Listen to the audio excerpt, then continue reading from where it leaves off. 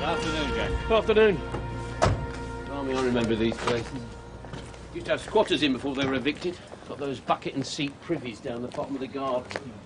Bum freezers, we used to call them. Yeah. Right, where we going? Up we go. Anyway, enough of the history lesson. So, tell me what you got. A body, I understand. Yeah, it was a dosser by the looks of it. Yeah. Wasn't stuck in the privies, was he? About as bad. In a coal bunker, down to your left.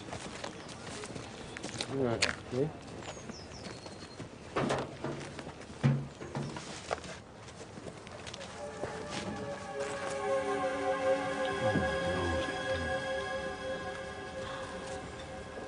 Well, he's dead, all right. Any idea who it might have been? Yeah, it's probably some tramp who crept in, got hypothermia. Yeah, it's been there months by the looks of it, at least. Was he like this when he was found? No, it was covered up. The corrugated iron was across the top.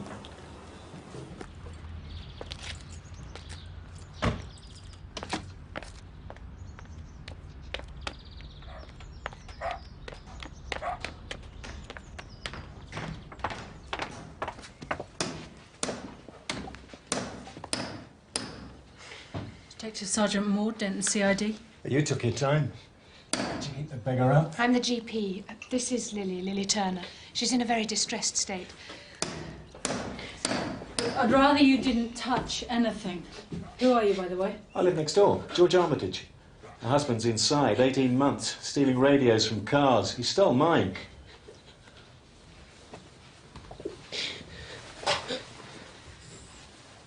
Hello, Lily.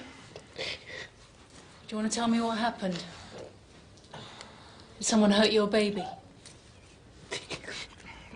Seems someone broke in and woke the child. Lily was watching TV in the next room. She tried to get in here but couldn't. He switched a chair under the door handle. She isn't moving around, so she comes running next door to me. I come round and kick the door open. He'd gone. How is the child? Is there any sexual interference? No evidence of that. No, the child's untouched. There's no evidence of anything. Oh, except I found this hypodermic on the floor. Any idea what's in it? Not sure. Clear water? As far as I can tell. I'd like to see Mr. Frost. I think he's got my medals. Jack? Yeah. Young lady to see you.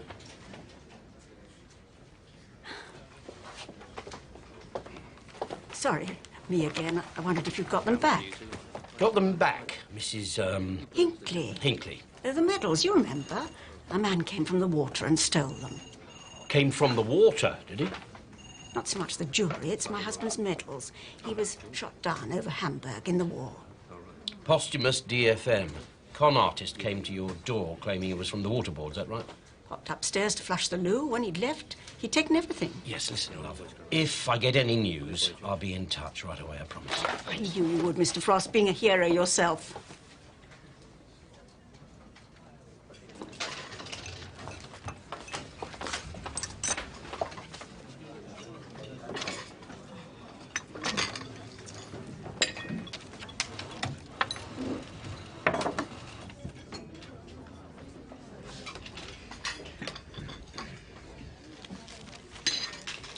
All right, worst things happen at sea. Come on, what is it? All right, let me guess. Mr. Mullet has not come through with your promotion to acting DI. No. And he's good as promised. Well, he couldn't swing it, love, could he? Not now DCI Peters has come back. All right, so what's he got you working on? It's a strange case. We had another incident last night. That's 4 in 2 weeks.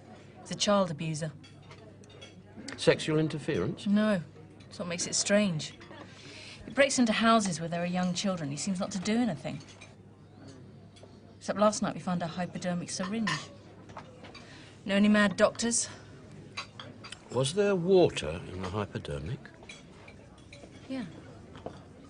He's not a doctor. He just thinks he ought to be. You know who it is, sir? Well, I sniff something. You won't find it on your database either. You better see me in the morning. It's time you met our Mr. Trigg, who's in charge of card indexing. As quick as you can. Ah, there you are, Inspector. Come in, have a look. Right. Nothing much to show, I suppose, is there? That's where you're wrong. What do you want to know? Well, usual things. Was he murdered? Very much so. He died of a heavy blow to the head, which smashed his skull. I doubt if he died in the bunker. Probably killed elsewhere and moved soon after. Interested in food? Well, no, not at the moment. Pity. Because we managed to salvage his stomach contents. Oh, my God. Substantial meal. He probably died within an hour of eating it. Salmon fish cake, peas and chips, washed down with an artificially flavoured carbonated liquid. For what? A fizzy drink. Nothing on the body to identify him. He was wearing an ordinary waterboard jacket over ordinary clothes. Pockets all empty. He was a big man. Not much chance of any fingerprints, I suppose. Well, we might get something. There are interesting scraps of flesh and there's DNA. And we're working on it, Inspector. Do you know what the funny thing is? I think I know him. Shop! Ah, morning, Tree. How are you? All right? Yeah, well, Jack, all right. Listen, I want you to find... Here, aren't these all supposed to be in alphabetical order? Wasn't that what it was invented for? Oh, very funny. Everything got mixed up when they moved, didn't it? Yeah. Now they're saying these files are redundant. You know, that's what we'll all be soon. Bloody computers. You know, they've got no heart, have they? No feeling for personal information. No instinct. No, I know what you mean. Anyway, listen, and I want your help. Have you got anything on an unlikely lad called Sidney Snell? Slimy Sid used to call at houses saying he was from the health department and the kids needed to be vaccinated. Yeah, that's the one. Sidney was a troubled little boy of 30, Sergeant. Bright lad in his way. His uncle used to be a GP and left him his medical bag. And for some unknown reason, he used to like to stick needles into plump little bottoms or fat little arms. Yeah. Did it 8 or 9 times before we caught him. He served 3 years. They promised him psychiatric help. Why is he not computer listed? Because this was all of, what, 8 years ago? No, it was about 7. Anyway, he left Denton. Too many parents threatened to do him over if he ever came back. So when he left prison, he went up north somewhere. So why tell me to look for him then? Because Sidney's only friend was his mother. And I thought that he might come back to live with Mummy now that it's all been forgotten. He'll be in here somewhere, under unusual interests. Yes. There you are, Jack. That's him, Sidney Snell, 44 Parnell Terrace. Well, that's his mother's address anyway. Well, you want to go and have a look, Sergeant? Sidney's always been a mummy's boy. They reckon he's never had sex, so he's never grown up, you know, in that way. It's called sublimation, sir. Yeah, well, whatever. He likes to play doctors and nurses, especially when there's a childhood epidemic about. He thinks that he's saving them. Ah, Jack. Ah, yes. Body in the coal bunker. Yeah? I've come up with an ident. You'll never believe it. Go on. Lemmy Hoxton. Lemmy Hoxton, God. I've nicked Lemmy Hoxton, vicious bastard. We've all nicked Lemmy Hoxton. Yeah. What's his wife's name? Maggie. Maggie. What's she been doing then? I mean, he's been dead for 3 months and she's not even reported him missing. Well, she probably couldn't believe her luck. Oh, you're right. Anyway, she's got some questions to answer. Come on, let's go. Shall I chase up Sidney Snell myself then, sir? No, you can study that file for now.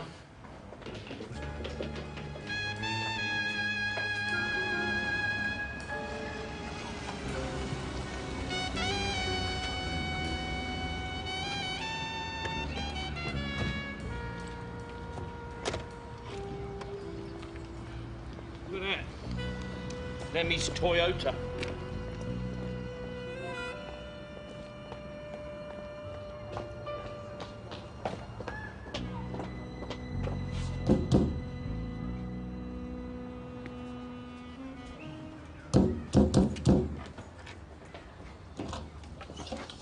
Hello, Maggie. Mr. Frost, will this be business or pleasure?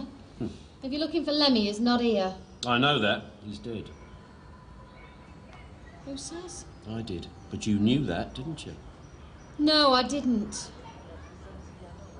When Lemmy died, he bequeathed me a murder to investigate. So, can we come in and have a look round? Thank you.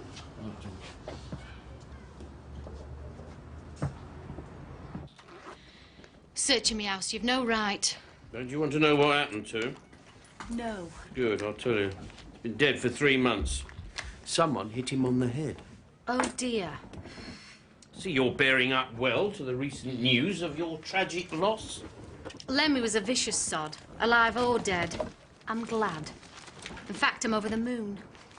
Yeah. Well, when did you see him last? 3 months ago, we had a Barney and he walked out. Well, don't you find that strange? That he just left his house, left his Toyota, left his change of underwear? What was this row about? Theological matters, was it? Bonking matters. He was humping another woman. Oh, Jack. Yes. Just found these. In the back bedroom. Well, don't look at me, they'll be Lemmy's. Well, more of his ill-gotten gains, eh? Anything else? Yeah. His checkbook in the dressing table.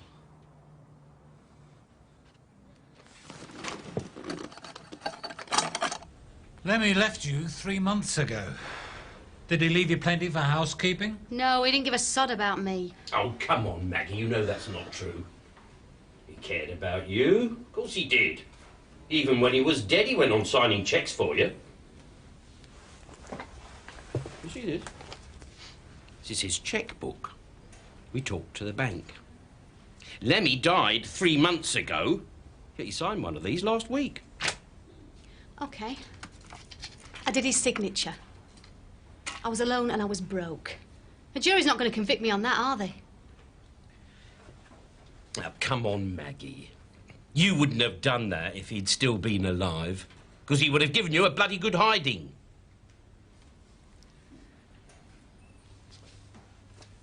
Do you know what I reckon?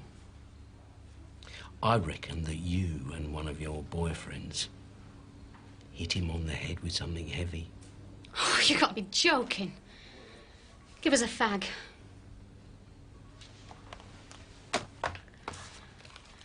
I'll tell you the truth. Lemmy went out to do a job that day. One of his usual house calls, was it? When he didn't come back, I thought he'd been nicked. It happened so often. Then he didn't come back, and he didn't come back again. Well, you don't look a gift horse in the mouth, do you? After a bit, I started doing his checks. Didn't you think he might be dead? I hoped so. Why didn't you call the police? Because if I had, his real wife might have got his house and his cash flow. I'm his common law. Give us me bag.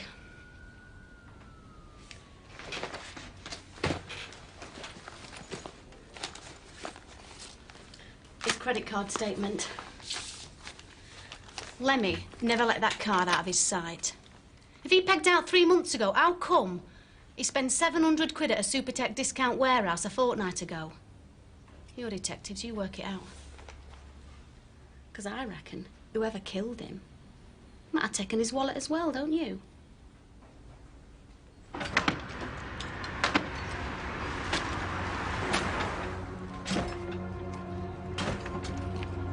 Look at that there, look. Gas off, water off. The only thing that's missing is sod off. You know, this used to be a nice street once before they started knocking it to pieces.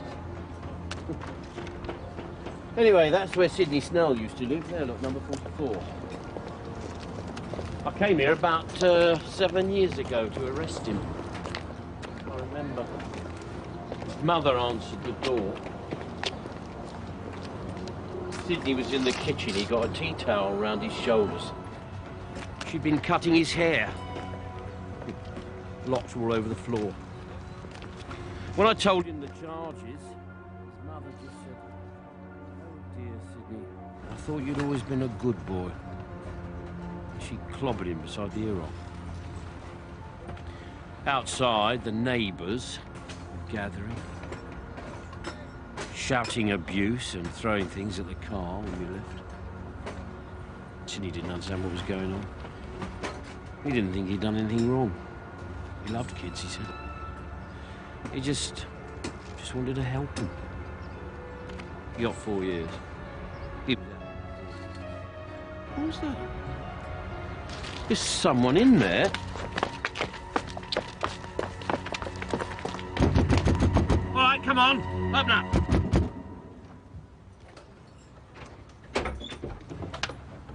Who is it? It's the Avon lady. Come on, Sidney, I want a word with you. Thought it was you, Mr. Frost. Hope to never see you again. Yeah, I bet you did. Well, come on, how's your mother? Your mother died.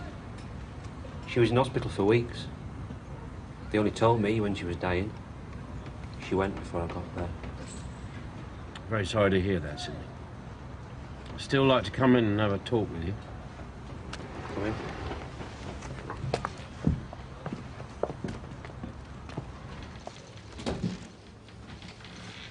No, thank you. I expect you'll say what this is about. Well, we were just passing and I thought I know where to get a nice cup of tea and a fancy cake. When did your mother die, Mr. Snell? 2 weeks ago. So you've been in Denton 2 weeks? You staying here? Oh, I can't, can I? They're pulling this down. Mother was the last tenant. She told them she'd never go while she was still alive. So when she died, before the funeral, they told me they were going to knock our house down. Tomorrow, everything gets cut off. I'm going back to Newcastle. Mr. Snell, about the time you came to Denton, we started getting complaints of children being interfered with in their cots. I never hurt children. It was ages ago. I was caught and punished. I learned my lesson.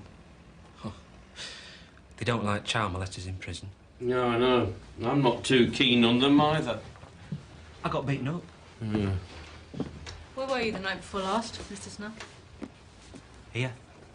I never go out. Let's see. What do you do to amuse yourself then, Sidney, eh?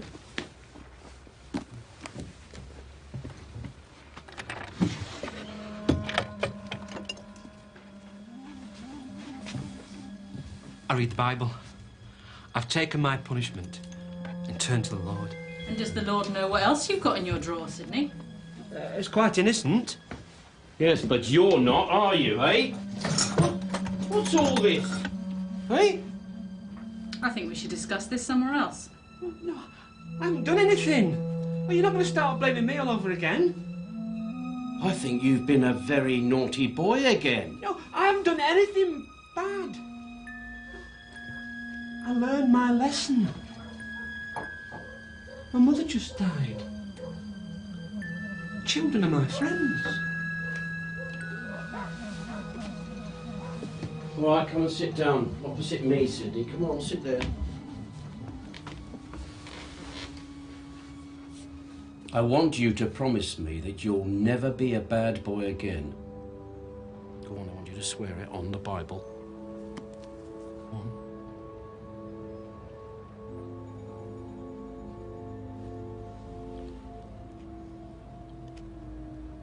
I swear on the Bible, I will never be a bad boy again. And I'll return to Newcastle first thing tomorrow. Sir? It's all right. And you'll never come back to Denton again. I'll never, ever come back to Denton again. Amen. Amen. Good boy.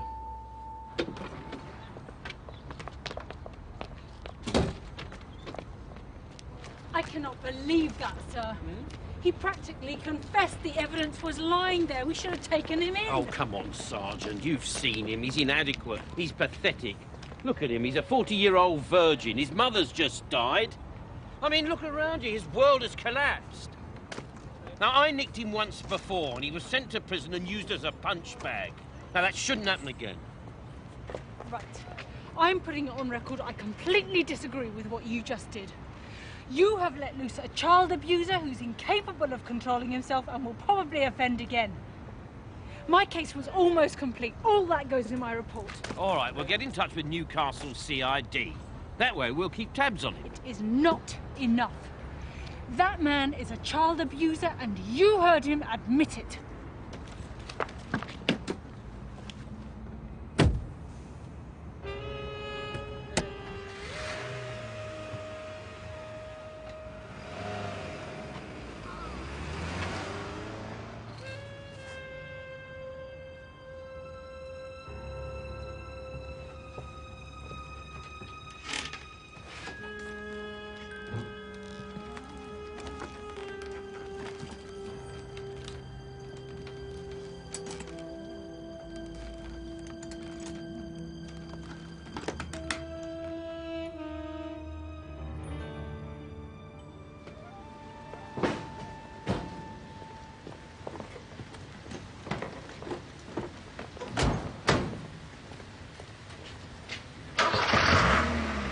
Bye, fellas. Thanks again.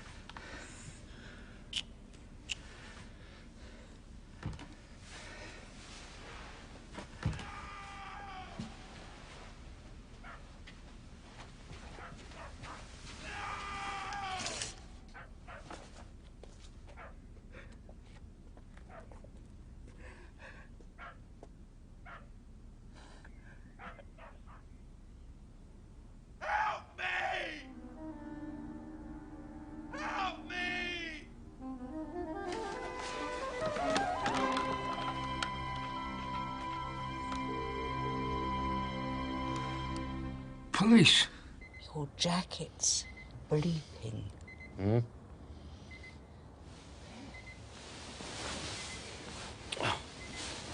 Oh, I'll get it. I'll get it.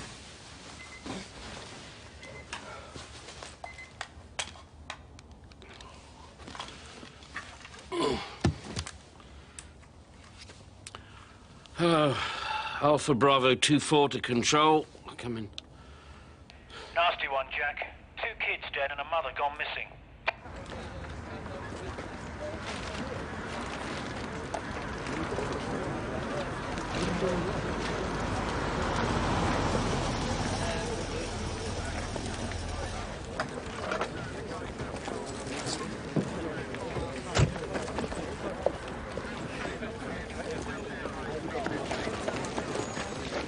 Sergeant Tillden's in there, sir, and Sergeant Wood. All right. Okay, will you? Make yourself useful. Chat to the neighbours. It'll save you a job in the morning.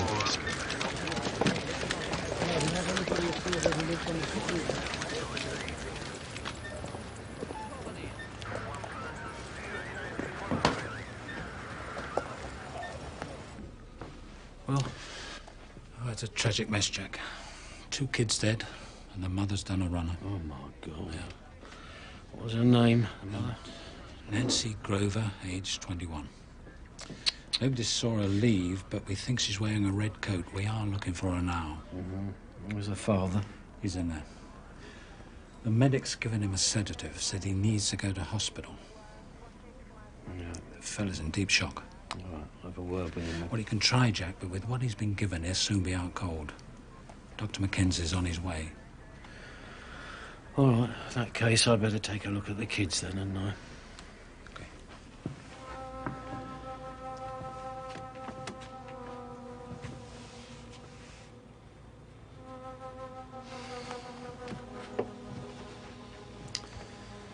Dennis, age 3.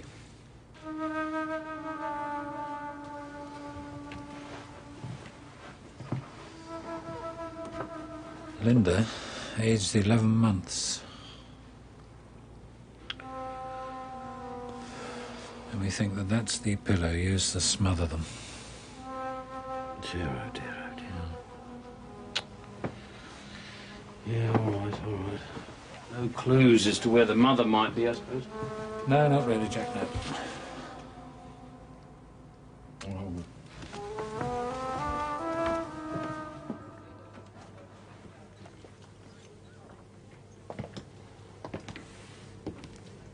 Has he had a cup of tea? Yeah. Good. She did it. Hmm? She killed my kids. Who was that, Mr. Grover? Your wife? All right. Sir, Yes. He's heavily sedated, sir. Said he got home around 2 to find his wife gone and the kids dead. I see. Yeah. All right, stay with him, will you? There's someone outside who might be able to help. Who's that? The workmate who drove him home. The old bloke across the road saw his van stop outside, so we gave him a call. What's going on? Who are you? Phil Collard. Well, Mark's mate. I drove him home tonight. Well, rather tea this morning. We worked together, carpet finished. I see. Well... Mark? Phil. My babies. They're dead, Phil. Mr. Collard, I'd like to talk to you for a minute. Inside. Please. Thank you.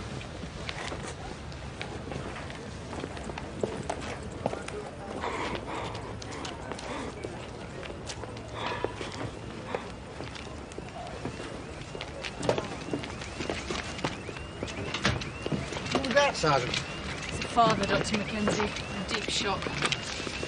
The babies are in a small bedroom. Could you check for any injections? Injections? I understood it was possible asphyxiation. Yeah, but if you find any pinpricks, you know, from a hypodermic. I'll look out for anything unusual.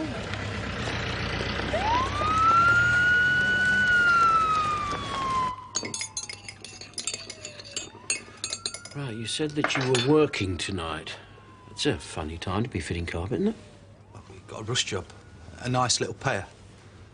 All right. We were down the pub this evening, as per usual, when Mark got a call on his mobile. Mr. Maltby from Bonner's department store. Well, hold on just a second. Right, who was that again? Mr. Maltby from Bonner's department store. Okay. Could we do a rush job for them?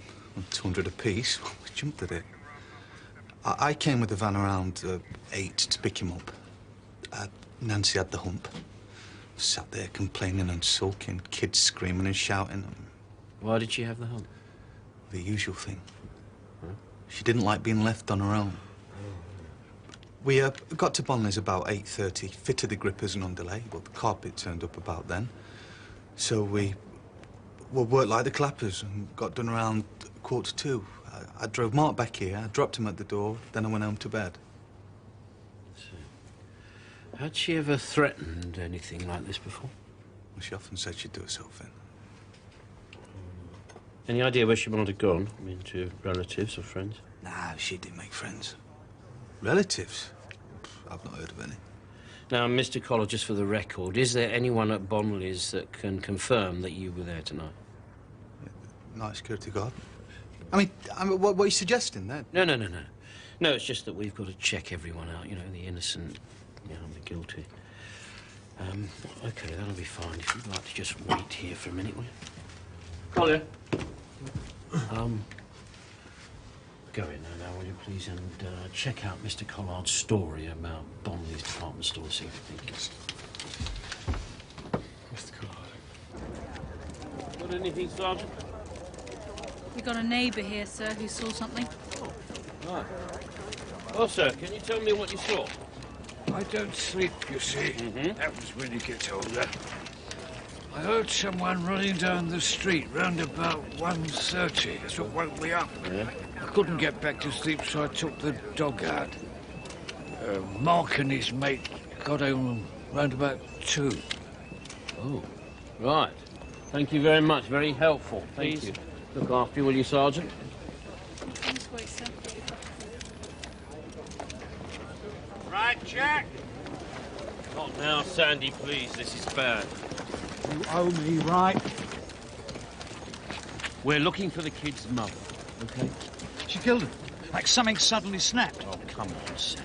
But you're not sure. Now, don't say you're baffled. I'm not baffled, and I'm never sure. This is going to be a big story, Jack.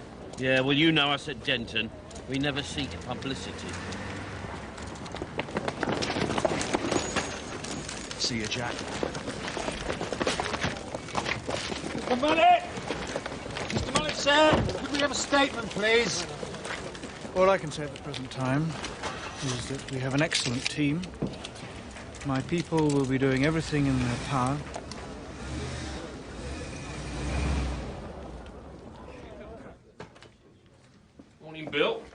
Morning, Jack.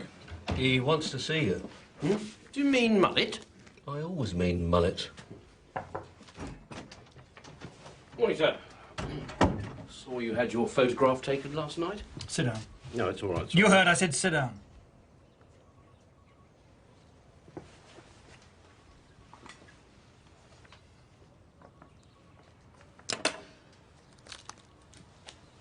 Now, first you better tell me who you think is responsible for the death of those kids. Well, at this stage, we think it's the mother. Did you know the little boy had been given an injection in his upper arm? What? I'm told it happened after death. Do you see what that means? So? What that means is that whoever did it almost certainly murdered him. And the other child. Now, I've been given a report by DS Maud, which I propose to take very seriously. Sidney Snell. Yes, Sidney Snell, the habitual child molester. She was going to arrest him. You let him loose to return to Newcastle. Look, I don't think that Sidney Snell had anything to do with this. No? Look at the links. Snell breaks into people's houses and injects young children out of some misguided idea of helping them. The Grover house was broken into and the little boy injected. Sidney is pathological, he's inadequate, but he is not a killer. How do you know that? Supposing something went wrong. Supposing one of the children woke and made a noise and he had to put a pillow over their face. Supposing the mother came in here to murder her too. All right, where's the body? I don't know, but the point is you're an experienced policeman and you let Snell go and I want to know why.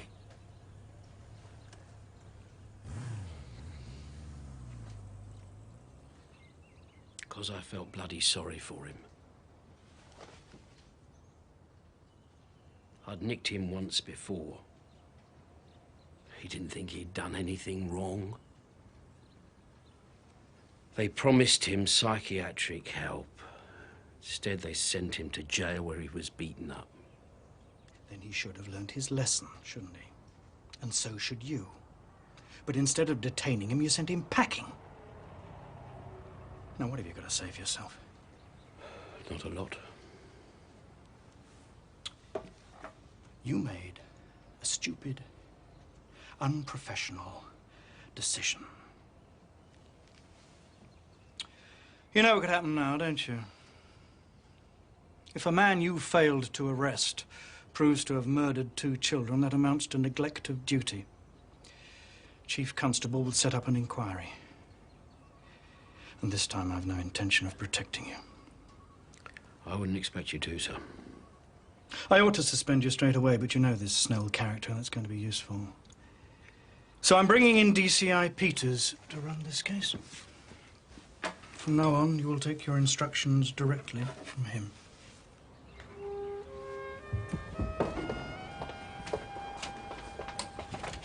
Sir, I'm sorry, sir. I had to do it to safeguard my position. The evidence was clear. I understand, Sergeant. So long as you don't think it's personal. No, I didn't. I thought it was a very good career move. Yeah, well. Yes, well. Now we've got Inspector Peters over both of us, and he's a very tidy man, and he'll want a very tidy solution. Yes, well. Has anything come up? Not much. 2 neighbours who thought they heard rowing from the bungalow sometime earlier on. What, the Grovers? No, it couldn't have been, sir. I checked out Mark Grover at Bonley's department store. According to the night security guard, the 2 carpet fitters were there from 8:30 till almost 2 this morning. They had no way of getting out because the main security door was locked. Can anyone confirm that? Yeah, I spoke to the man who hired him, Mr. Maltby from Bonley's store. He said he rang about midnight to check progress and spoke to Mark Grover while he was there. Yes, well, all right, Sergeant. Come on, then. What else are in Mr. Peters' plans? Full-scale search for the mother, and we're looking for Sidney Snell. Right. I'm just on my way to the mortuary to speak to the pathologist. All right. I think I'll come with you. Straightforward. Children were asphyxiated with a pillow while they were sleeping. They wouldn't have cried out, wouldn't have known anything. The injection mark on the boy's arm. What do you make of that? Nothing I can make sense of. It occurred to me that he might have been sedated. There's no sign of that. Could it have been water? Well, it could. You'll want time of death. For the moment, somewhere between 11 p.m. and midnight. I could be more precise if you could find out what time the children had their last meal. The father must know when they were fed. He's still in hospital on sedation. He's in deep shock. Doctor won't let us question him. And you haven't found the mother? No. If I may say so, I do think you should try and be quick about it. Why say that? Because quite often the mother kills herself soon afterwards. That's if she's the killer of the children. We don't know that. We do have another suspect.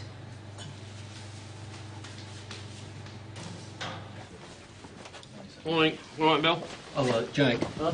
DCIP has set up a team briefing on the Grover case. He wants you both there in 15 minutes. Oh, yeah. And Jack, You got them back, Mr. Frost. Well done. I knew you would. Oh, Mrs. Hinckley. Yeah, all right, Sergeant. Yes. Your medals. Ah. That's it. Thank there you go, Jack. Now then, do you see anything that's yours?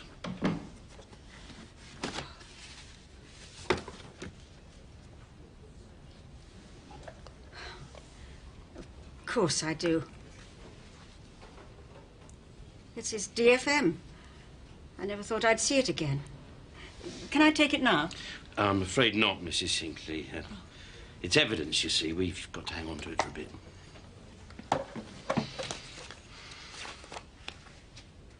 Oh.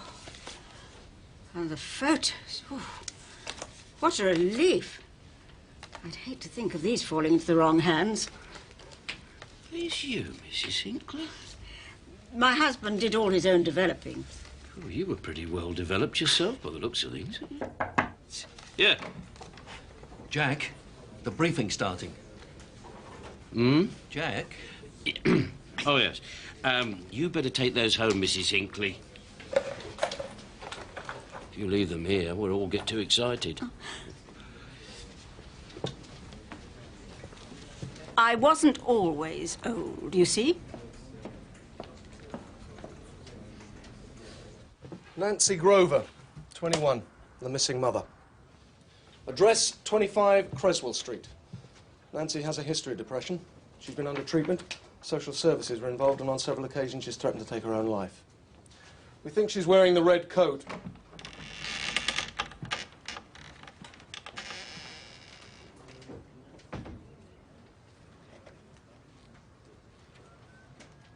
We've started without you, Inspector.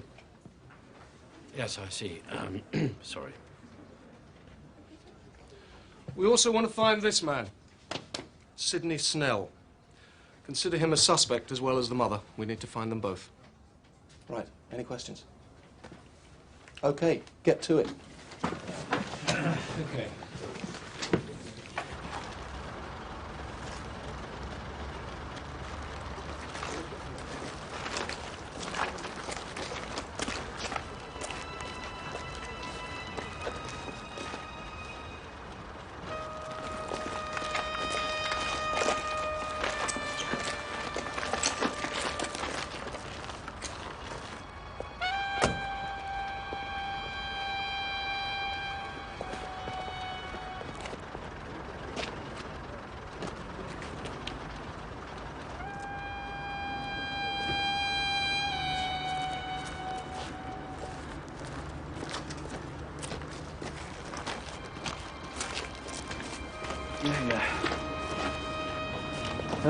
Police officers are arriving now. We should be on the move soon.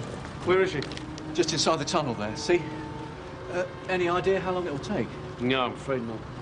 It's played hell with the timetable. We've got trains backed up all the way down the line. Really? Tough.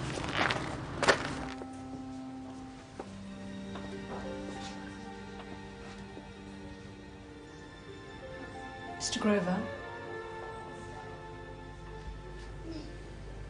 Remember me? How are you today? Not too well, are we? She killed my babies.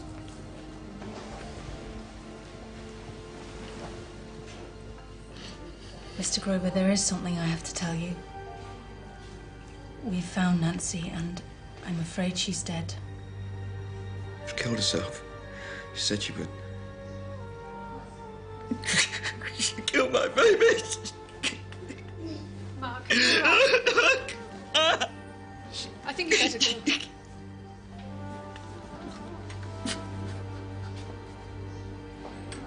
Mr. Grover, last night you said someone entered your house. Now, did you see anyone inside? Leave me alone. Please, just go. Yeah, please. Any idea who she is? It's just someone that we've been looking for. That train hit her. No, the track workers saw her on the line ahead and stopped the train. Time was the last through train last night. Well, there was the 12:05, then the 12:40, then that's it till this morning. Can you examine your trains? They're all over the place, sir, but we'll try. Now, can you move her and let us get back to a normal service? Could she have been walking through the tunnel? I'd say it was more likely she jumped from the parapet, landed on the roof of a train and got carried in. Okay, thank you. Well, that's it then. What? She killed her kids, walked up there and jumped. Hey, just a minute. Now, we've got witnesses stating that they heard a row around midnight. She must have been pretty light a bloody foot to get here to be hit by the 12:05 or the 12:40, come to that. Quite so, Inspector. What's more, this death isn't a suicide. She was murdered. Come again? If she got under the wheels, we might not have seen it until the full post-mortem. But there are stab wounds to her arms, I presume where she tried to defend herself. Then again, she'd been stabbed in the chest. Sharp knife, pointed. It's possible that she was murdered elsewhere, probably around midnight, then brought here. Her other injuries come from the train. So if it's murder, that brings us back to Sidney Snell again, doesn't it? Sidney Snell is not a frenzied killer. If he'd done it, he wouldn't try to hide the crime by bringing the body here. He'd just panic and run away. Look, why don't we go back to Cresswell Street and review the evidence? I mean, if he'd done it, why isn't the house full of bloodstains? I don't know. Snell was diagnosed psychotic. Nancy Grover was supposed to be suicidal. Look, Jack, we both know why you don't want it to be Snell.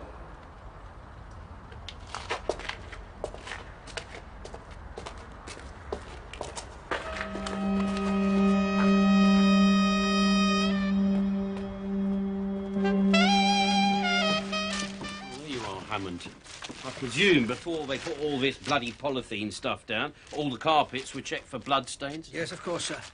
They're clean. Right. So that means that if anyone was stabbed to death in any of these rooms, you would have found evidence? Yes, sir. There you are, Jim. Remember those old questions they taught us? Whereabouts and what with? Could have happened outside or somewhere else. Yeah, but where's the evidence, eh? The evidence. You know the courts are in love with that sort of stuff. We'll find it. Speaking of evidence, we've found something quite interesting in the kitchen.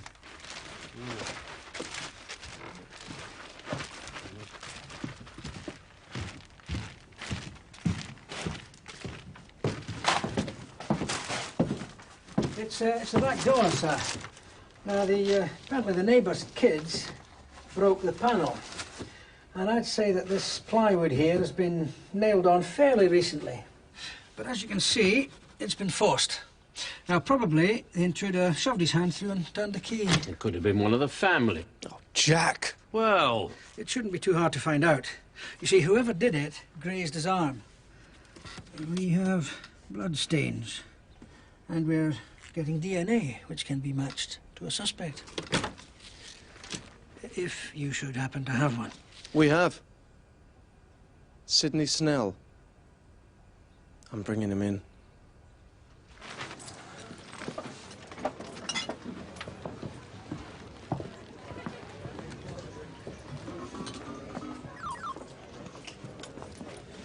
Now, that's 3 you owe me. Oh, never mind. It's expenses. Yeah. Now, I want to check a rumour with you, Jack. Nancy Grover did not jump in front of that train. She was pushed. You know better than to listen to rumours, Sandy. Wouldn't be a news hound if I didn't. Is it true?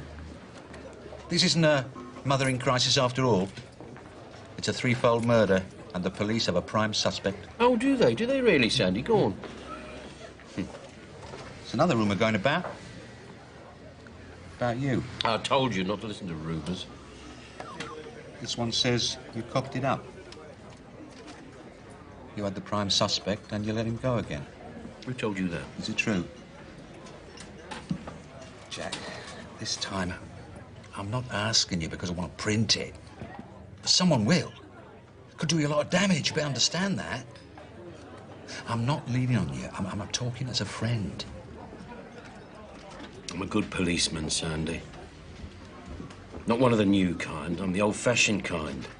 With feelings and gut instincts. All right, so I don't play by the rule book and I cut corners. But my judgment is good. We know that, but is it this time?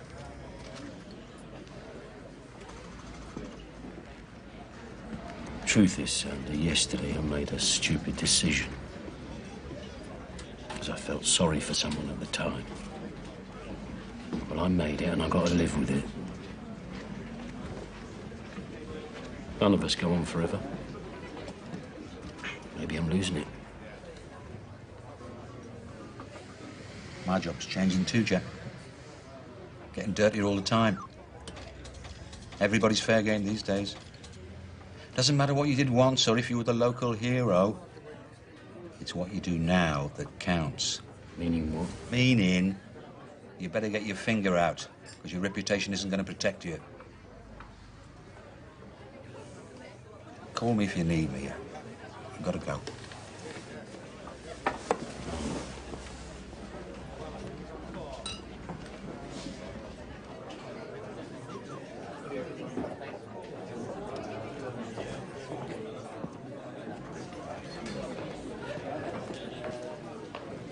There you are.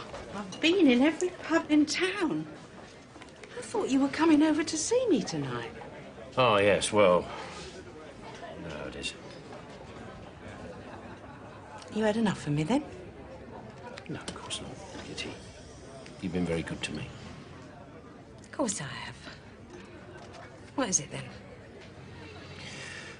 Well, I suppose you'll read about it in the papers tomorrow. I was the one that let the man go who they think murdered those kids. Well, you must have had your reasons. Oh, yeah, I did. But they were bad reasons. I arrested this bloke about 7 years ago. Still have nightmares about it. The neighbours screaming hatred. Banging on the roof of the car. I felt sorry for him and it clouded my judgment. I know he didn't kill those kids, but I should never have let him go. Look, Jack, you're right. You always were. It's just you're exhausted. What you need's a holiday. What would I do with a holiday?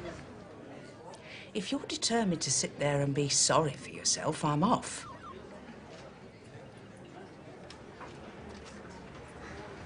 Yeah, well, all right, get to you. I think I just better get this sorted, you know. Well, you see you do, then.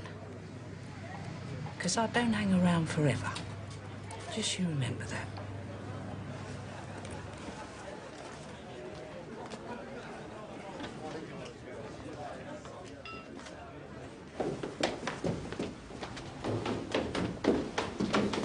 Any sign of Snell, Sergeant? No, sir. Seems to have vanished. Well, he couldn't be going back to his old home. They're pulling those houses down today.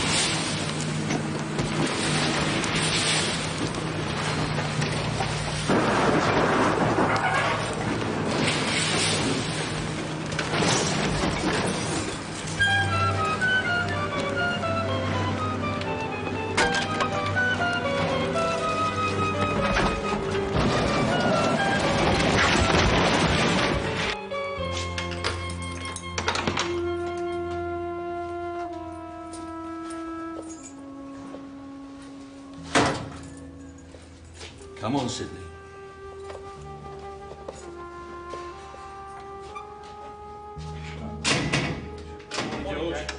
Mr. Frost! Where did they find Sidney? P.S. Small called him in. You might say he was at home. You know I didn't do it! Do I? Do I? How did you cut your hand? On the Bible? Now listen, you promised me... You stay away from this. He's my prisoner. Don't you want me in on the interview? No, I don't.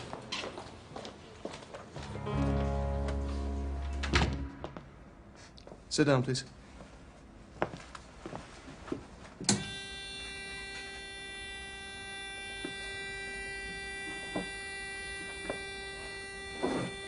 Interview with Mr. Snell, 11:05 a.m. Those present, DCI Peters. Yes, Maud. I'm detaining you in connection with the deaths of Nancy, Dennis and Linda Grover. You do not have to say anything, but it may harm your defence if you do not mention when questioned something which you later rely on in court. Anything you do say may be given in evidence. Do you understand? Yes, I do, Mr. Peters. Now, Mr. Snell, your left hand is bandaged. Can you tell us how you incurred that injury? Was it when you entered the Grover house the night of the murder? I don't know. You've given a blood sample. It matches bloodstains found on the back door. There were plywood fibres in the wound. You illegally entered the Grover house 2 nights ago, didn't you? I didn't want to hurt anyone. I love children.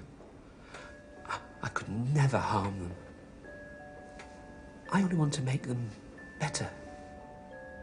Only sometimes things go wrong, don't they? Sidney, you've always tried to be a good boy, haven't you?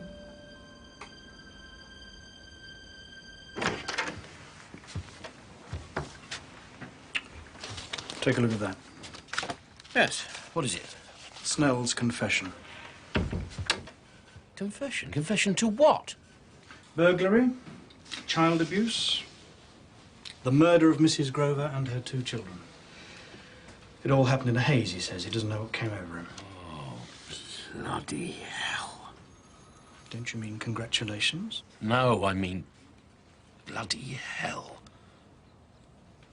I think I made a very foolish decision. He promised me on the Bible. Wasn't just foolish, was it, Jack? It was fatal. 2 children who would be alive are now dead because of your action. The Chief Constable has already asked for my report.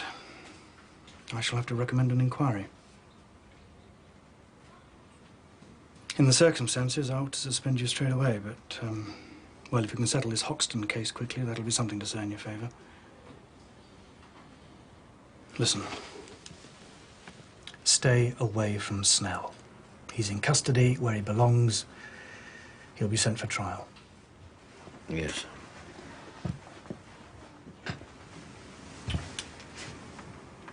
Jack, I truly regret this.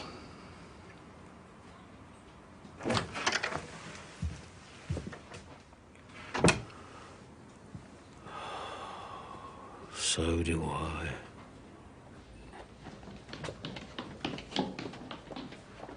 Ah, Jack. Yes. You remember someone tried to use Lemmy Hobson's credit card at the Supertech discount warehouse? Yes. Well, we got an ident from one of the assistants. It looks like it was his old friend Dougie Cooper. Oh, was it? Well, go and talk to him then, will you?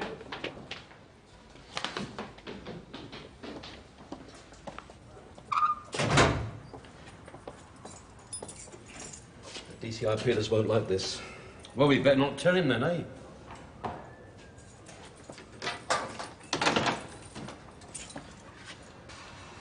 Oh, Mr. Frost. Shut up, Sidney, and sit down. I want to finish reading this. What is it? Your confession. All done of your own free will. They said I'd go down for a very long time. So it'd be best if I was a good boy and cooperated with the police. Yes, but good boys don't cooperate with the police by telling them porkies, do they? Look at this. You say here you broke in about 1:30 and committed murder. But I know that Mrs. Grover's body was on the railway about an hour earlier. Maybe I got the time wrong. Oh, maybe you got the time wrong. All right, then. Come on. Where did you kill her? Was it the children's bedroom? Yes. Yes. Well, you must have been bloody clever because you stabbed her 11 times and didn't leave a single blood stain. All right, then. What did you kill her with? Huh? They found a knife in my medical bag.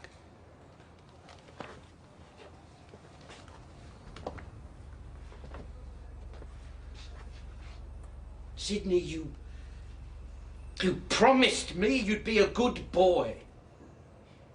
You swore to me that you'd never interfere with children again, but you were in that house. Your blood is on the door. You didn't keep your promise, did you? No, Mr. Frost. I didn't kill them. I couldn't. Why did you sign this? Mr. Peters said it would give me peace of mind. Oh, yeah. About 25 years of it, with a bit of remission for good behaviour.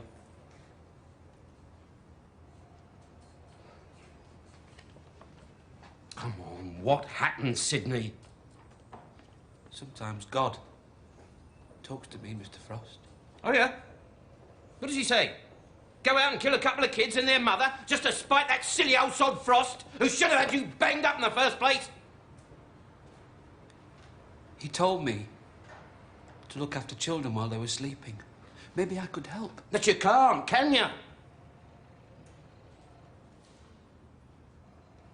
You don't help, you just inject them so you can get a thrill.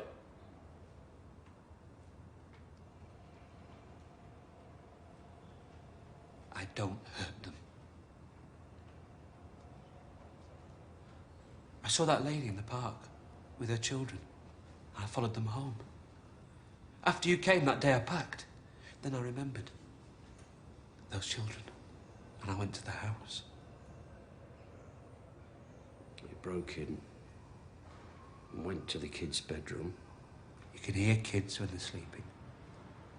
So quiet. I should have known something was wrong. The boy. He had his arm on the cover. I pricked him. Just a little injection. They usually stir or moan. He didn't. When I touched his face, he didn't move. I couldn't hear him breathing. Neither of them was breathing.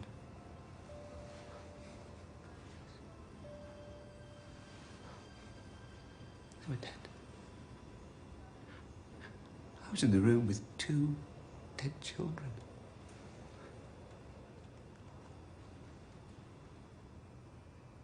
Did the mother come in? I didn't see the mother. I didn't think anyone else was in the house. I just panicked and I ran out into the street and then I stayed out all night. I'm innocent, Mr. Frost. You're not, are you? You're a pervert who interferes with children. What would your mum say now? I was a bad boy. A very bad boy. Why should I believe you now? I don't know.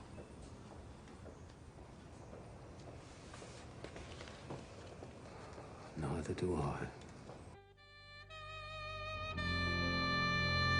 I was told you were off this case, sir. Yes. Yes, I am. But I just thought that if I were to follow you around in the course of your inquiries, you might learn something. Oh, I see. And am I looking for something in particular, sir? Well, it's always a good idea to visit the scene of the crime again, in case anything has been missed. For example, how could a murder have been committed in a room like this without leaving a single trace? Also, where is the weapon? You know, little things like that. Questions we used to ask in the old days. It was called police work then. Oh, well, let's look in the kitchen again. Right. What's that? Oh. It's Mr. Grover's toolbox, Gov. He uses it for his carpet fitting. Oh, yeah. Everything's already been checked by forensic, though, sir. All the knives are clean. Any of Mrs. Grover's friends or relatives turned up yet? No, sir. All right. Well, that's about it, I suppose.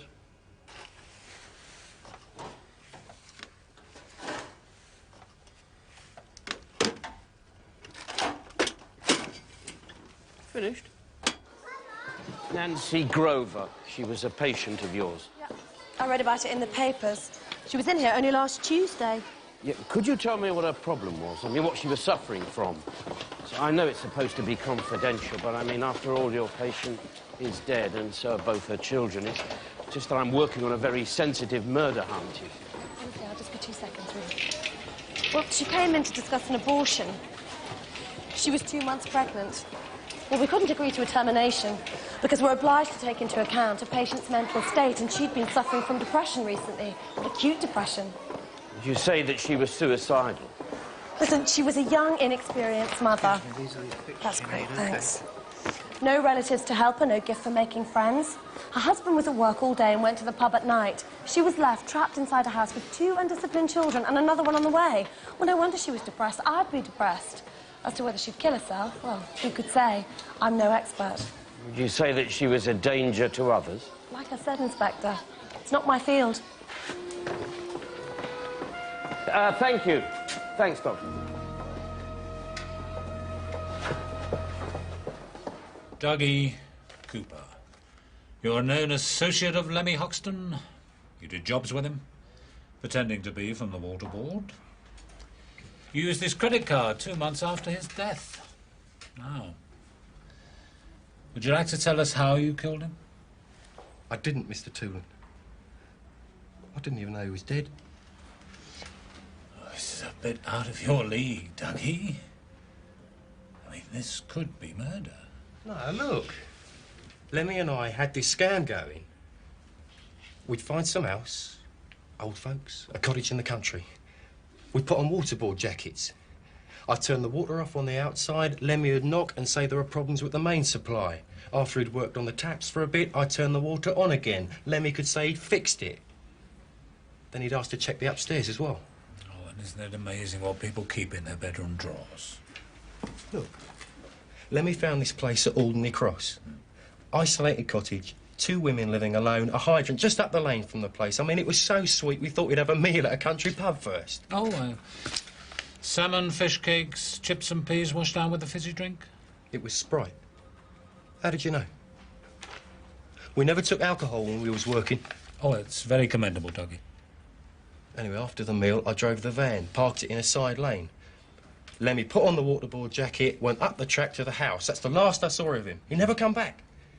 I hung about for an hour or so, and I drove home. I reckoned he's either been nicked or he's struck gold at this place and done a runner. So you decided to get even by using his credit card? Well, you could put it like that, yeah. You said you never saw him again, so how could you get his credit card unless you attacked him and killed him? Well, that's easy, isn't it? When he changed, he left his coat in the van. It's still hanging in my cupboard.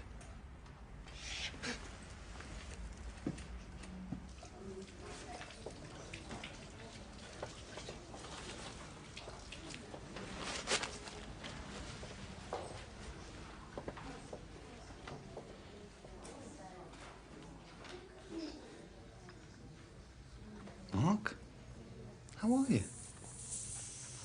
A lot better, aren't we? It's good to see you, Phil. They've made an arrest. I ripped her off the streets.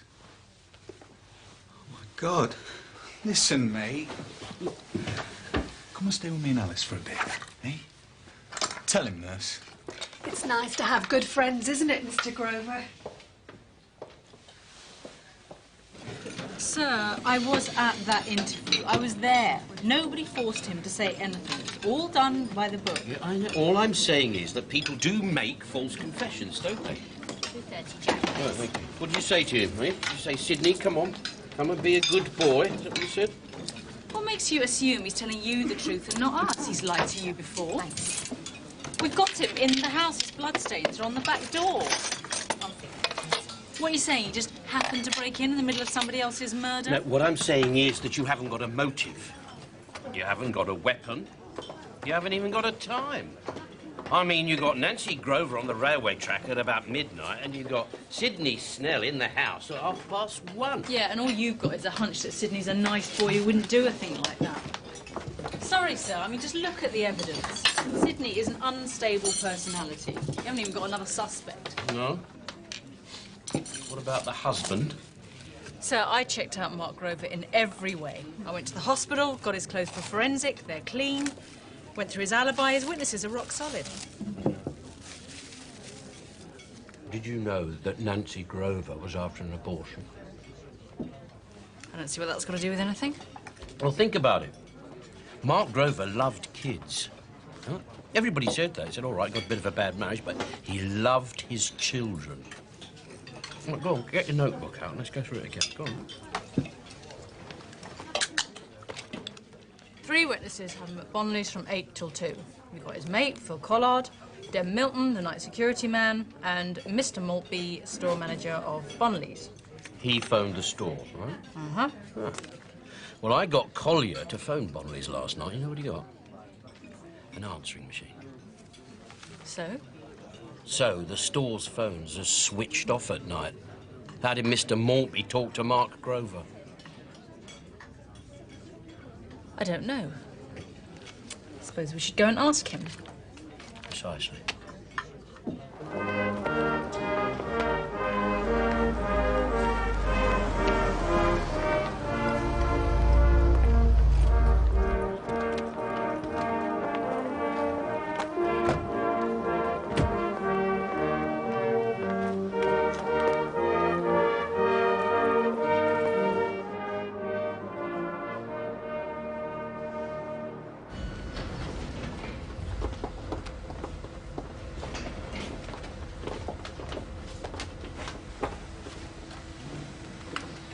Mr. Maltby, would you mind not entering this area? Still closed to the public. This is very nice, sir, this, isn't it? Eh? Very nice work. In this world, you get what you pay for. Yeah, well, not so in my business. Can you tell me something? Is this the carpet that Mark Grover fitted? Yes. Why? Why, sir? No, it's very nice, very good. Very expensive, I should think. £30 a metre. £30? Oh, really? Anyway, you told my colleague that you phoned him here at around midnight. Yes. She's just there. Ask her. Yeah. Well, I wondered how you did that, sir. Because, you see, the store's switchboard closes down at 6, and then it goes on to answer phone. That's why I expect my work people to carry mobiles. Ah, you called him on his mobile. All right, that's what I thought. That means that actually he could be anywhere. Because a mobile is, well, it's mobile. He told me he was here, and he was here when I arrived an hour later. Now, if you'll excuse me, I have work to do. You work long hours, don't you, sir? I like to supervise people on jobs like this. If you don't, there's no saying what standard of work you'll get. Yes, I know. I know the feeling. So, some alibi, eh, Sergeant? Yeah, well, it was also confirmed by the night security guard, Dem Milton. Oh, yeah? Where was he? In his cubicle, watching the TV monitor. Oh. Mr. Maltby, excuse me, sir. Would you tell me, would this TV camera have been working the night they laid the carpet? No, it's not been connected up yet. It's a new system. What about that, then?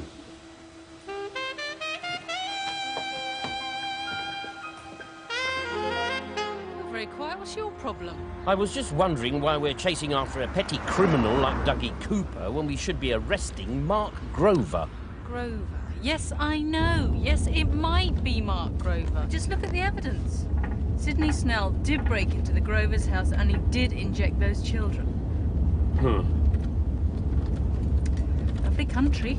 Yes, ideal. Especially if you didn't like Lemmy and you wanted to lose him. Suppose they had a bust-up Dougie and Lemmy killed him. Well, in that case, why would Dougie bother to move the body up to the old cottage? Why wouldn't he just, bury it around here somewhere? Who did you say lives here?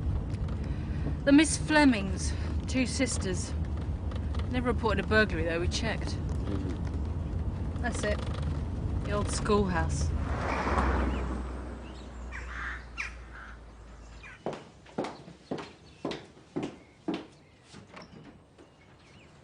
Miss Fleming? I'm Caroline Fleming. Police? Sorry to disturb you. We're doing a check-up on doorstep con artists. Oh, yes? And what are those? Well, they're people who come to the door saying they're on official business.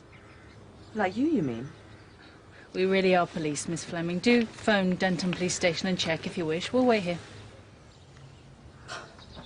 You look reliable. You better come in.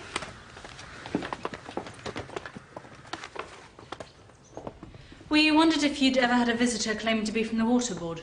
About a year ago, when we moved in, he turned the water on for us. Do you mean he really was from the water board? But that's what you said, wasn't it? Yeah. We met about 3 months ago, Miss Fleming. This was the man. He claims to be from the water board, and while he's in the house, he slips upstairs and robs the bedrooms. Dreadful. Yes. I've never seen him. He certainly hasn't been to the house. What makes you think he might have? It's just that he was on his way here the day he died. Died? Well, he was murdered. How awful. Could your sister have seen him? She may have done when I was out. She's at work at the moment. Oh, Julie, you're back. We've met. You're the nurse at the hospital. Yes, and Caroline's sister. They're police. They want to know about a man they thought had come to the door. Yes. This is the man, Miss Fleming. I've never seen him before. About 3 months ago, Miss Fleming, just after lunchtime. Could you have been here? Let's see,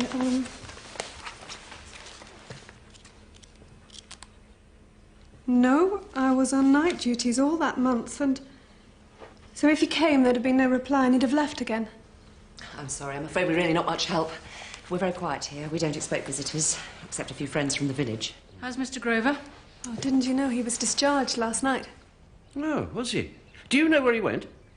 Staying with friends. Mr. Collard came to collect him. Oh, right. Well, thank you very much, Miss Fleming, and, Miss Fleming. Sorry to have disturbed you. I'll tell you what, that Miss Julie can give me a blanket bath any day of the week. Well, I don't think she'd be interested, sir. Eh? Why not?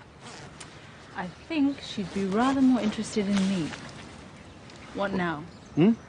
Oh, Mark Grover's been discharged. Now, I want to have a word with that security guy. What's his name? Tim Milton. That's all. What makes you think that she'd be more interested in giving you a blanket bath than me? Dan! Could you come down? Why? I've only just come up. Remember me, Mr. Milton? You lot again. So, when am I supposed to get some sleep? Yeah, well, I'm sorry, won't keep you a minute. It's just that I wanted to ask you a couple of questions about what happened at Bonnelly's store the other night. Better take him in the lounge, Dan. It'll be quieter. No, it'll be warmer in the kitchen. I was wanting to feed her in there. Yeah, she can starve another minute, can't she? Through here. Oh, cute. Kids drive you crazy, don't they? Yes. Want a cuppa? Oh, very nice. Yes, thank you. Now then, just a couple of points you can clear up for me, Mr. Milton. You said Mr. Grover arrived at Bonnelly's about 8 and didn't leave till 1:30 in the morning. Correct. Right. And he couldn't have left without your knowledge? No. The entrances are all electronically controlled. I'd have had to work a switch to let him out. I see. So, anyway, they were on the top floor, so where were you? In the security cubicle, by the entrance, watching the security cameras. Oh, right. Watching the security cameras, eh? Or else I was doing my rounds. I have to check every floor at half-hour intervals and click a key in the security locks. They couldn't get out of the place while you were doing that? No, not without a master key. And I had that. All right. That's it, Mr. Milton. Yeah, fine, thank you. Listen, don't worry about the tea. Thanks very much. All right, come on, Sergeant. Is this the way out? No, not that way. That's... Well, well, well, well, well. I spy with my little eye something beginning with nicked. Isn't this the same carpet they were putting down at Bonnelly's, Sergeant? It certainly looks like it, sir. It was a remnant. It would only have gone to waste. Think you better sit down and tell me all about it, Mr. Melton. Oh, Dan!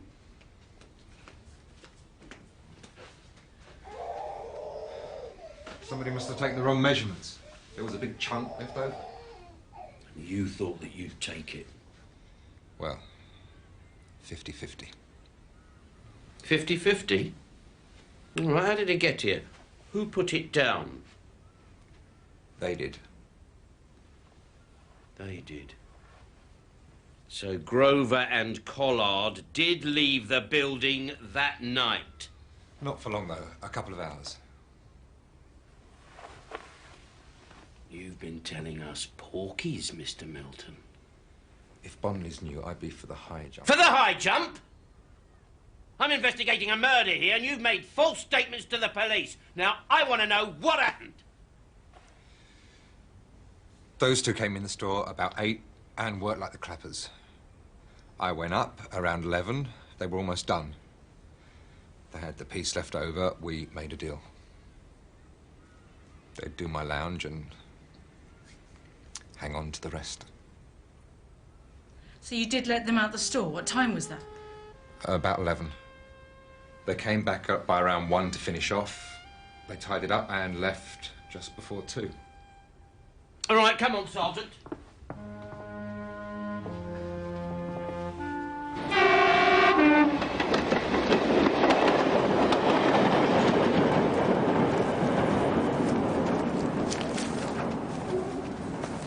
What are we doing here, sir? Well, Another one of your hunches? you just keep your eyes open and follow me. What am I looking for?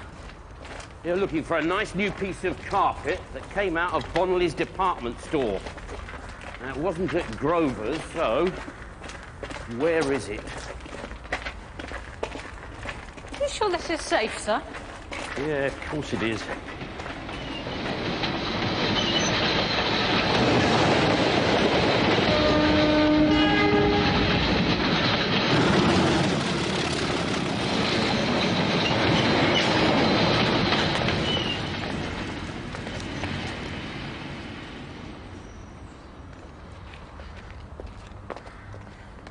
Don't you ever do that to me again!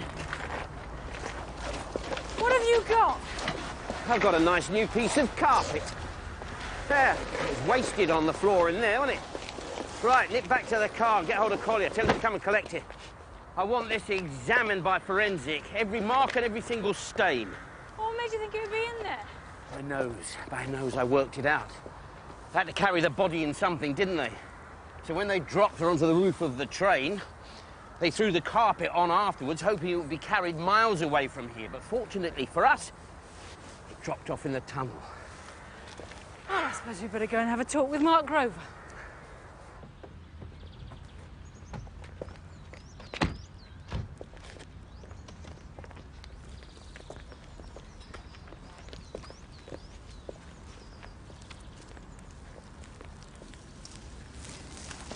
Give your press, would you? Kindly piss off. No, we're from the police, Mr. Collard. Do you remember? I want to speak to Mr. Grover. Can't you leave the poor sod alone? He's completely shattered. He was crazy about those kids. We've got 1 or 2 things down at the station that need to be identified if we're going to convict the killer, and I'm sure that he would want that. I'm sorry, I can't help you. He's gone for a walk.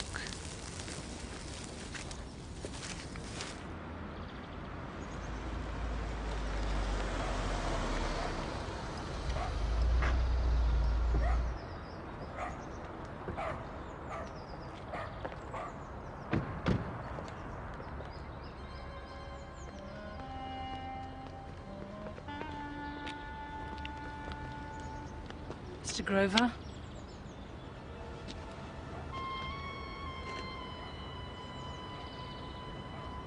I never want to come here again.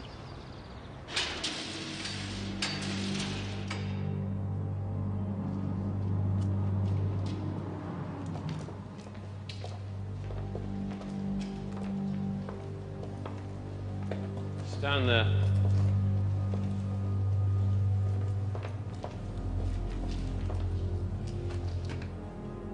Do you know what this is, Mark? No. Oh, I think you do. This is your part of the carpet that was acquired from Bonnelly's department store. Do you see those marks? They're blood stains. They're the same group as your dead wife, Nancy.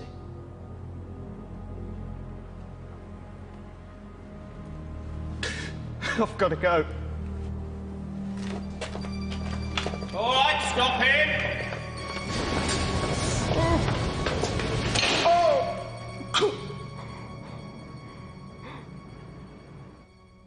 Mr. Grover, you have been cautioned and you've heard your rights. Now you know you don't have to say anything.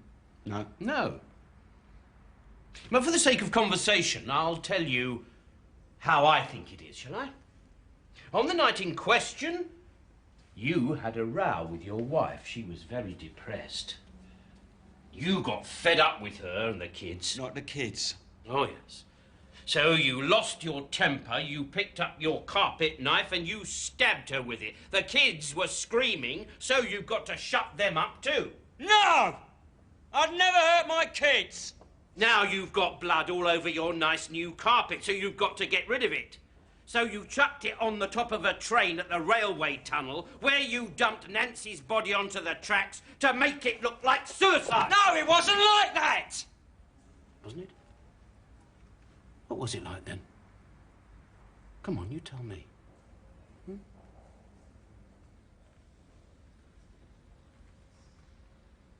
We've been rowing.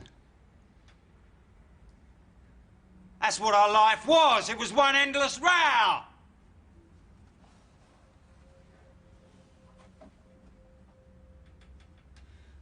She couldn't cope. The kids got her down. She didn't have any friends.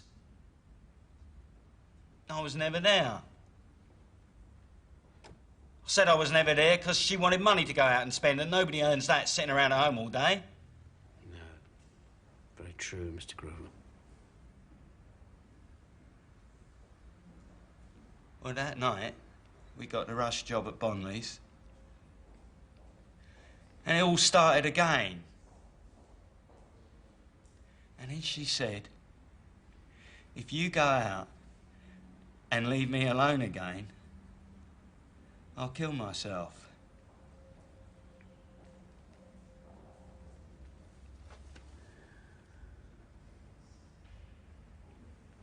Did you know she was pregnant?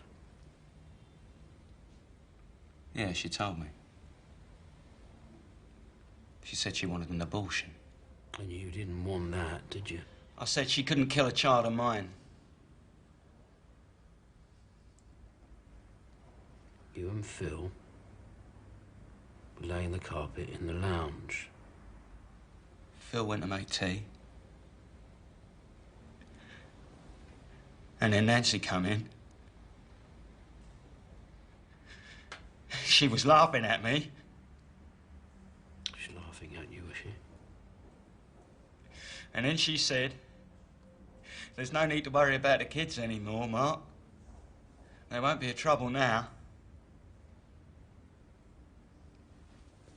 And then I went into their bedroom. And there they were.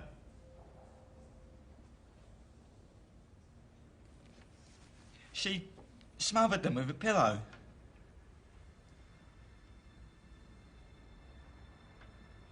So I went back into the lounge, and she was laughing at me. And I had the carpet knife in my hand. And I've...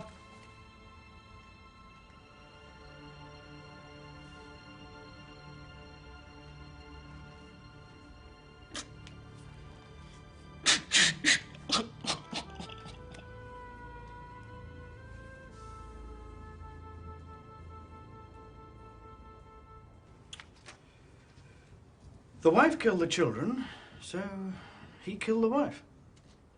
Yes, that's it, son. And you got a confession? Well, I'm hoping to get two.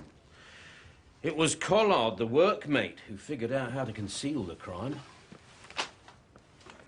He wrapped the body in the carpet, and then they dumped the body onto the rail track to make it look like suicide. And it was Collard who found Grover some clean clothes and burnt the others. Why would he put himself at risk like that? Oh, I don't know. They were at school together. They were best mates. Tragic case. Do you know, I can't help feeling sorry for him. I know just how you feel, sir.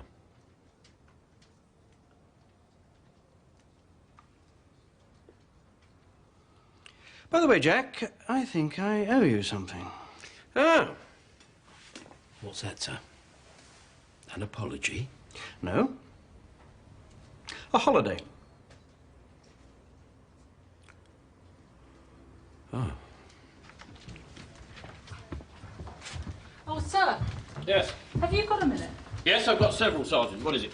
Well, there's been something worrying me about this Hoxton case. Mm-hmm. So I thought it'd be worth checking up on past tenants who used to live at the old farm cottages. Take a look at that. Yeah, well. One of those sisters, Miss J. Fleming.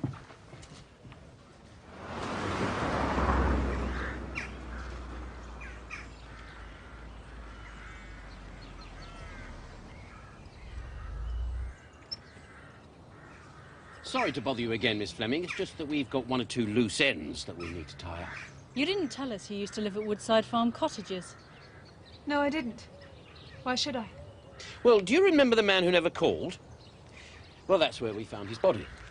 It was in a coal bunker next door to the cottage where you used to live. I don't see how we were supposed to know that. Look, I'm sorry, I can't help you. We'd still like to come in, anyway. We have a witness that said Mr. Hoxton was on his way to this cottage the day that he died. Now, we haven't been able to trace Mr. Hoxton to anywhere else, so with your permission, I'd like to have a little look round. Inspector, we told you that man never came here. Are you all right, Miss Fleming? You're shaking. Can I get you something? Yes. Another brandy.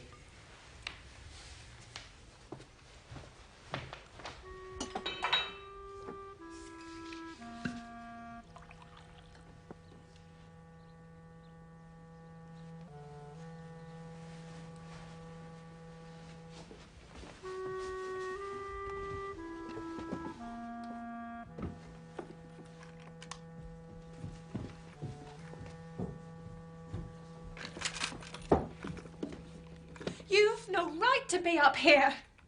Go back downstairs at once. Is this the drawer he took the jewellery from? Don't be ridiculous. It's all there, isn't it? Oh, what's this? Are these your passports? Put them back. Put them back. Okay, calm down, will you? That's enough, Julie. I apologise for my sister. You're not sisters, are you? No. His passports. For Miss J. Fleming and a Miss C.R. Adams. We live together. But it suits us to say we're sisters rather than lovers. They're good people in this village, but they're not overly liberal. We came here for a quiet life, so we play things on their terms. Did Lemmy Hoxton threaten to blackmail you? He just came here, robbed us, and left. What, he robbed you and you did nothing about it? We didn't want anyone to know what was taken. You told me nothing was taken. But it's all here. All this jewellery. Lemmy would have never gone from here, leaving all this stuff. He didn't leave here, did he? He never walked back down that lane. Caroline's very upset. She doesn't know what she's saying. We're going to have to explain.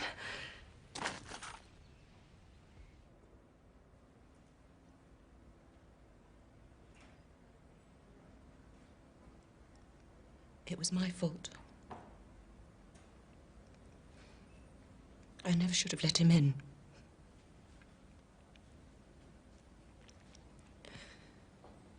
When I was tidying up in the kitchen, he slipped upstairs.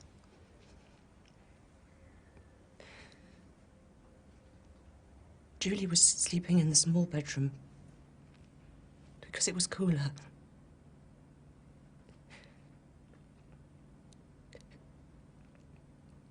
She heard him go into the bathroom and then into the bedroom.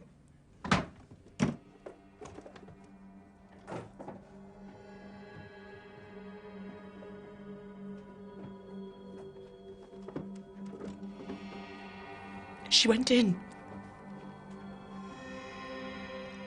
And there he was, looking in the drawer. He'd found our personal possessions.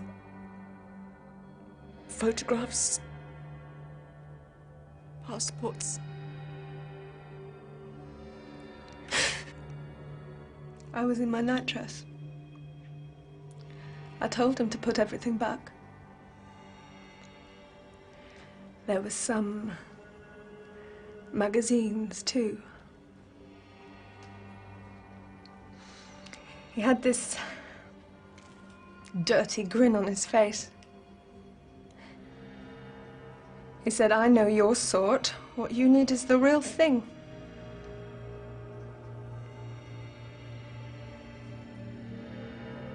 He went for me.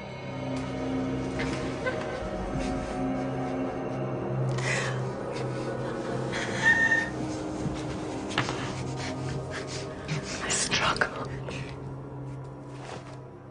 But he was very strong. He tore at my nightdress and forced me onto the bed. He was going to rape me. I screamed. I could hear Julie screaming. I ran upstairs and into the bedroom. And Julie was lying on the bed.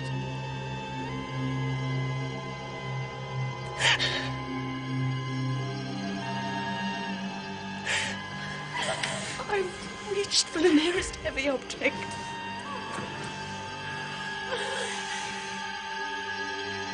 And smashed it down on his head. I killed him.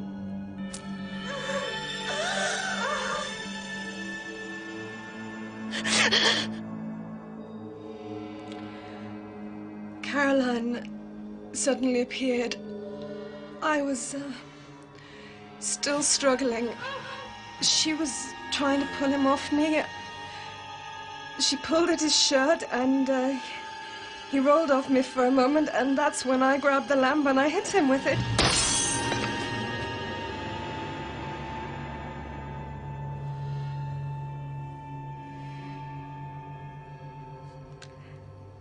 He didn't yell. He just groaned.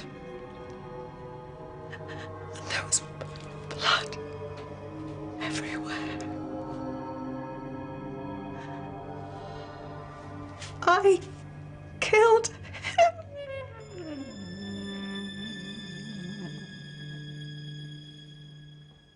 You should have told the police. Your friend was being attacked. He tried to rape her. She was in fear of her life. It was mutual self-defense. This may be hard for you to understand, Inspector. But 2 years ago, I fell in love for the first time ever with Julie. When I moved in with her, I left behind a husband and 2 children. I changed my name. I changed my life. I knew that if we reported this attack, all of that would have to come out. So the longer the body lay undiscovered, the more you put it into the back of your mind. There isn't a day goes by when I don't feel guilty about what happened.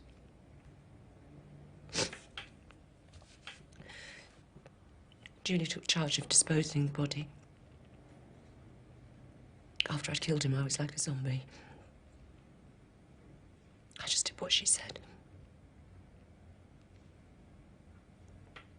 What will happen to us now, Inspector? Well, you'll be charged.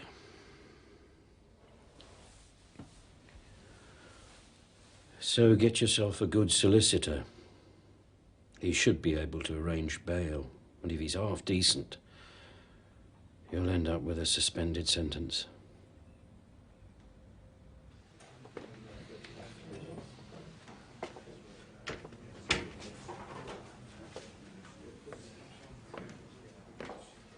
Guess what? Julie confessed. So did Caroline. Each protecting the other. So, what do we do now? We let them talk to their solicitor, then we re-interview them, and they'll both volunteer the truth. Sergeant, tell the duty solicitor he can see his clients now, will you?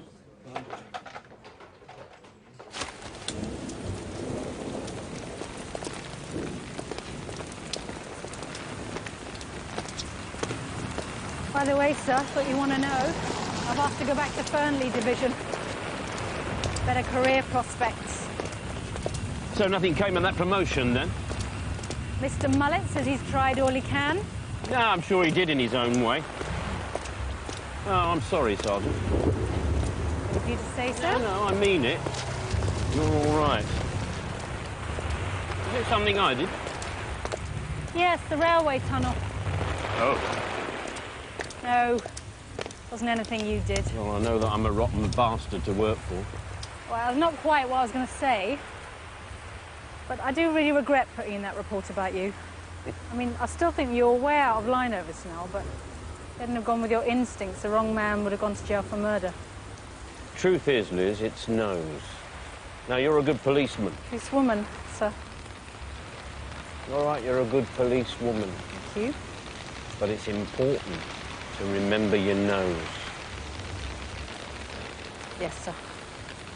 Always remember your nose. Right. Thank you.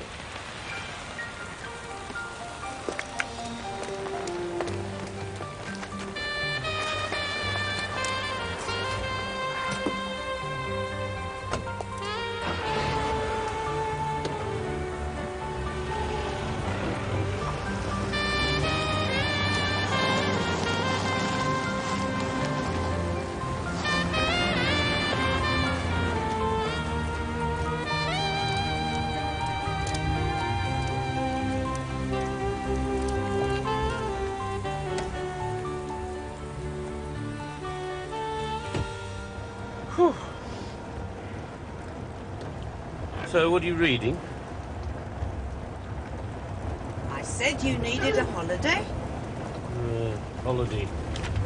Yeah, that's where you get all the sunshine and some other poor bugger gets all the rain. Hardly seems fair, does it? Mind you, I've heard that Benidorm's quite nice. Benidorm?